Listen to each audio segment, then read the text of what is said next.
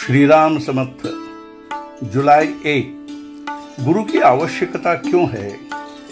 व्यवहार में भी हम गुरु करते हैं, फिर उससे अधिक कठिन ज्ञान प्राप्त करने के लिए गुरु की आवश्यकता नहीं होगी, ऐसा कहने से काम सफल कैसे होगा? गृहस्थी में सुख दुख हुआ, संतोष नहीं हुआ, तो फिर सच्चा सुख किस में है और उसके लिए मुझे सही रास्ता कौन दिखाएगा? ऐसी लगन जिसे होगी वही गुरु करने की ताकत में रहेगा। गृहस्थी हमें कटु लगेगी, तभी शिष्य बनने का सवाल पैदा होगा। जिसके मन में सीखने की इच्छा होगी वह शिष्य, और जो सिखाता है वह गुरु। जिसे ऐसा लगता है कि मुझे कुछ समझता नहीं है वह गुरु करेगा। कुछ लोग कहते हैं हम राम राम का जप करते हैं, बुरे रास्ते से नहीं जाते, फिर गुरु की क्या आवश्यकता है? इसमें मैं करता हूँ यही भावना बाधा है, और इसीलिए सद्गुरु की आवश्यकता है। सत्कर्म करने का अभिमान यदि हम में निर्माण हुआ तो इसका अर्थ यह हुआ कि हम राम को भूल गए।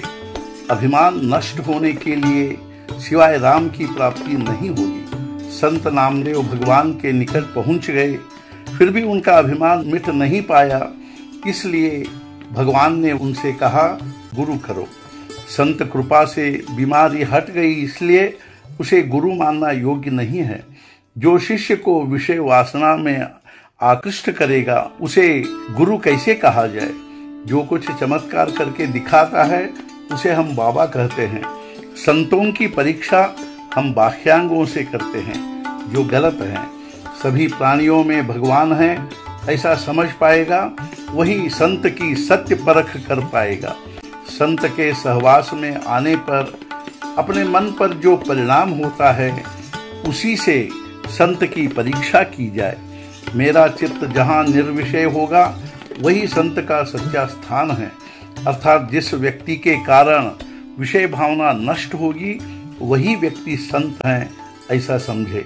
जिसे भगवान की प्राप्ति की तड़पन है उसे ही शिष्य कहा सकते हैं। जो गुरु की आज्ञा का उल्लंघन नहीं करता और गुरु ही को भगवान की प्राप्ति का साधन मानता है वही सत्शिष्य है। हम गुरु के सिवाय अपना और कोई धर्म कर्म ही नहीं माने। कुछ कन्नड़ निवासी महाराष्ट्र में आए, मराठी नहीं जानते थे।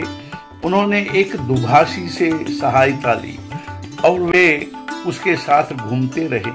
उनकी चिंता और जिम्मेदारी दुभाषी को थी। उसी प्रकार हमें दुभाषी का अर्थात सद्गुरु का सहवास करना चाहिए। वह जहाँ जाने को कहेगा वहाँ जाए, वह जैसा कहेगा वैसा करे, फिर परमात्मा की प्राप्ति होगी ही। शास्त्र और वेद अनंत हैं, ये सब सीखने के लिए हमारे पास समय कहाँ है? सद्गुरुओं ने मक्खन की तरह सभी साधनों का सार जो नामस्मरण हमें दिया है वही हम करते रहें, जिससे भगवान के प्रति प्रेम पैदा होगा ही। बाजार में पहुंचने पर जो माल असबाब हमें अनुकूल और सस्ता लगे वही खरीदे।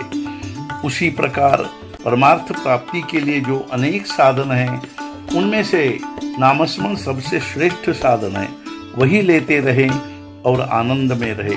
आज का मुख्य विचार, भगवान की प्राप्ति के लिए जिज्ञासा निर्माण होना भाग्य की बात है।